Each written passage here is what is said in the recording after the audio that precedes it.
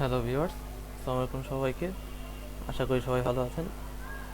গত ভিডিওতে আমরা দেখেছিলাম কিভাবে একটা প্রজেক্টকে ইমুলেটরে রান করতে হয়। আজকে দেখব কিভাবে একটা টেক্সট লিখতে হয় অ্যান্ড্রয়েড অ্যাপের জন্য। অর্থাৎ আমরা লেআউটে আমরা কিভাবে একটা টেক্সট প্রিন্ট করতে পারি। বাই ডিফল্ট আমাদের ওখানে একটা টেক্সট দেওয়া ছিল, কিন্তু কিভাবে এই টেক্সট আমরা নিজেরা লিখে দেখাতে পারি সেটাই আমরা দেখব। তাহলে আমরা আবার কোডে ফিরে আসি। এই হচ্ছে আমাদের সেই অ্যান্ড্রয়েড স্টুডিও প্রজেক্টটি।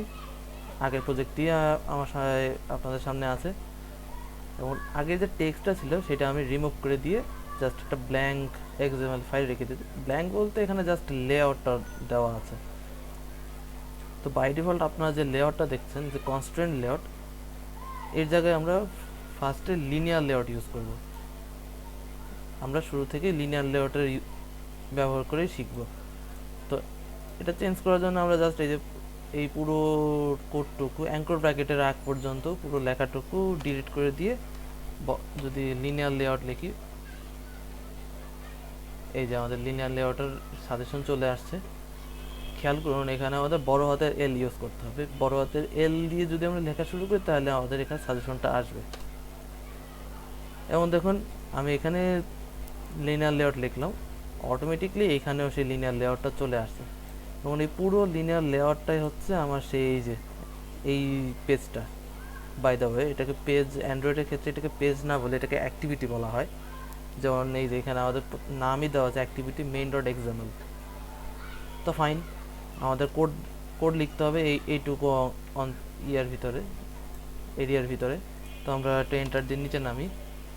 এখন যেহেতু আমরা বললাম টেক্সট লিখবো, তাহলে এটার জন্য আমাদের টেক্সট ভিউ উইজেট ইউজ করতে হবে। তাহলে টেক্সট ভিউ উইজেটটাকে আনার জন্য প্রথমে অ্যাঙ্কর ব্র্যাকেট, দেন বড় হাতের টি।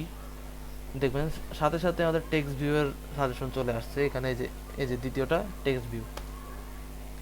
এন্টার দিলেই আমাদের ফার্স্ট অফ অল কিছু কোড অটোমেটিকলি জেনারেট হয়ে যাবে। যেমন ফার্স্টেই জানতে চাচ্ছে আমাদের টেক্সট ভিউ যেটা হবে এটার উইডথ কীরকম। তো আমি এখানে মান দিতে পারি, বা এখানে যে ম্যাচ প্যারেন্ট অথবা র্যাপ কন্টেন্ট দিতে পারি। তো ম্যাচ প্যারেন্ট যদি যেই, অর্থাৎ লেআউট উইথ ম্যাচ প্যারেন্ট, অর্থাৎ আমার লেআউটের, অর্থাৎ আমার যে স্ক্রিনটার যে উইড, সে পুরোপুরি উইডের যে সাইজটা, সেই সাইজটাই পেয়ে যাবে। এবং হাইটও যদি আমি ম্যাচ প্যারেন্ট করে দিই, তাহলে আমার এই যে এই ইউআইটার যে হাইটটা, এর পুরো হাইটটাই সে পেয়ে যাবে। আবার আমি যদি এখানে র্যাপ কন্টেন্ট দিয়ে দিই, এই যে র্যাপ কন্টেন্ট মানে হচ্ছে আমার টেক্সটের সাইজ যেটুকু হবে সে ঠিক সেইটুকুই সাইজ নিবে, সে বাড়তি কোনো হাইটে নিবে না। সেম একই ব্যাপার আমি যদি এখানেও র্যাপ কন্টেন্ট দিই, একই থিওরি। অর্থাৎ আমার টেক্সটের যতটুকু লেন্থ, টেক্সটের যতটুকু উইডথ, সে সেই হিসাবেই উইডথ পাবে। এখন আমি যদি টেক্সট লিখতে চাই, তাহলে এর পরের লাইনে লিখবেন টেক্সট।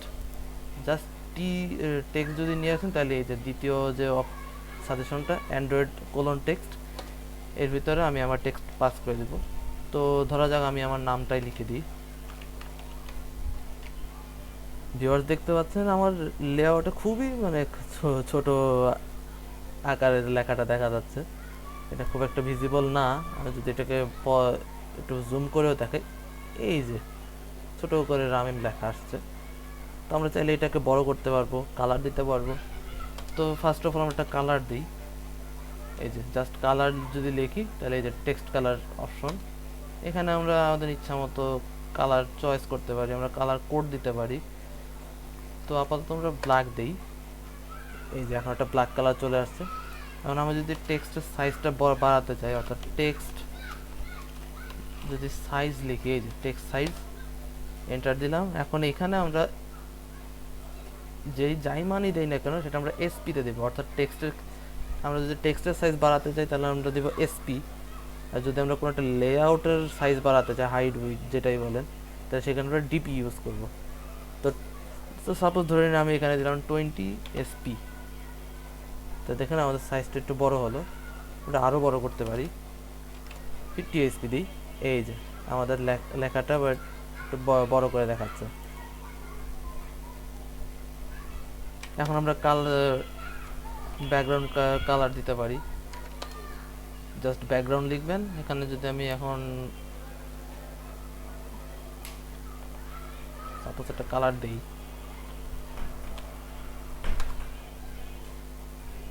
আমরা চাইলে এখান থেকে কালার চয়েস করতে পারবো। এই যে কালারের প্রিভিউ, এই যে আমাদের কালার প্যালেট চলে আসছে একটা। এই কালারটা দিই, এই যে আমাদের কালার চলে আসলো। আমরা চাইলে এর পুরো লেখাটা, এখানে দেখেন আমাদের স্মল লেটার আছে, আমরা সেক্ষেত্রে পুরো লেখাটাকে বড় করে অর্থাৎ ক্যাপিটালাইজ করতে পারি। তো যদি দিই অল, এই যে টেক্সট অল ক্যাপস, এই যে টেক্সট অল ক্যাপস, এটা যদি আমি মানটা ট্রু করে দিই, তাহলে দেখুন সমস্ত লেখা বড় হাতের হয়ে গেল। এখন আমি চাচ্ছি যে এই উইজেটটা, অর্থাৎ এই যে টেক্সট ভিউটা, এটা আমি ক্লোজ করে দিব। ক্লোজ না করলে কিন্তু আমার এটা কাজ করবে না, কারণ দেখুন অলরেডি আমার এখানে একটা এরর দেখাচ্ছে। আপনারা যদি খেয়াল করেন, এই যে লাল মার্ক দিয়ে আমাকে বলছে একটা এরর আসছে। তো আমি যদি এটাকে ক্লোজ করতে যাই, জাস্ট একটা স্ল্যাশ দিব, আমার টেক্সট ভিউটা ক্লোজ হয়ে গেল। অর্থাৎ এইটুকু হচ্ছে আমার টেক্সট ভিউ, আর এই হচ্ছে তার আউটপুট। আচ্ছা, আমরা এটাকে র্যাপ কন্টেন্ট না ছেড়ে আমরা ম্যাচ প্যারেন্ট করে দিই। এই যে ম্যাচ প্যারেন্ট হওয়াতে কি হলো, এটা আমরা ফুল উইডটা পেয়ে গেলাম। এখন যদি চাই যে আমি এটার অ্যালাইনমেন্টটা সেট করব, অর্থাৎ সেন্টার করব, তাহলে আমরা এর ভিতরেই লিখে দিব টেক্সট অ্যালাইনমেন্ট সেন্টার। এই যে সেন্টার চলে আসছে। এখন আমরা যদি এটাকে রান করে দেখতে চাই, আমরা এটাকে রান করে দেখতে পারবো। এই যে আমি রান বাটনে ক্লিক করলাম, এখানে অনেক টাইম নেবে, আমার পিসি খুব একটা পাওয়ারফুল না, এক্ষেত্রে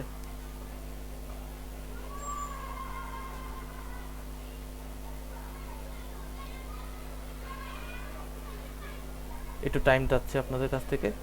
আশা করি এটা খুব তাড়াতাড়ি রান হয়ে আমরা এমুলেটরে দেখতে পাবো সেই অ্যান্ড্রয়েড এমুলেটরটি।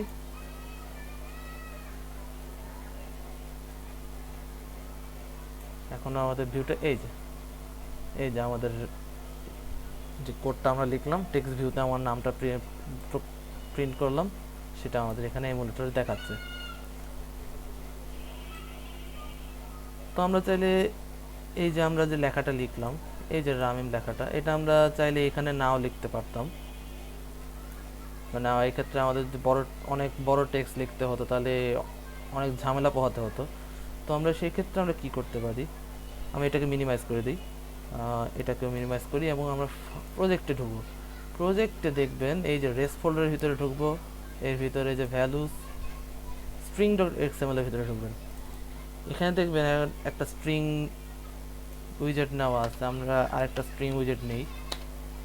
এবং এখানে লিখে দিই মাই নেম, একটা নেম দিতে হয়, যেটা দিয়ে আমরা মেইন অ্যাক্টিভিটি এক্সএমএল ফাইলে অ্যাক্সেস করতে পারবো। তাহলে এখানে আমি আমার নামটা লিখে দিই রামিন। এবং আমরা এখানে কিভাবে এটা অ্যাক্সেস করব, অর্থাৎ এই টেক্সটের ভিতরে আমি আমার নামটা মুছে দিয়ে @string, সরি, এই যে @string,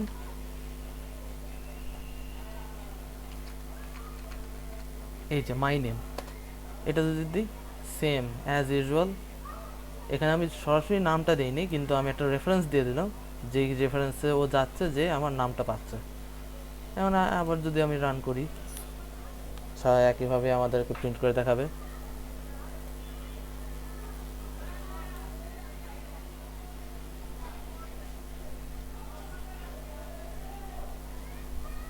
একটু টাইম নেবে।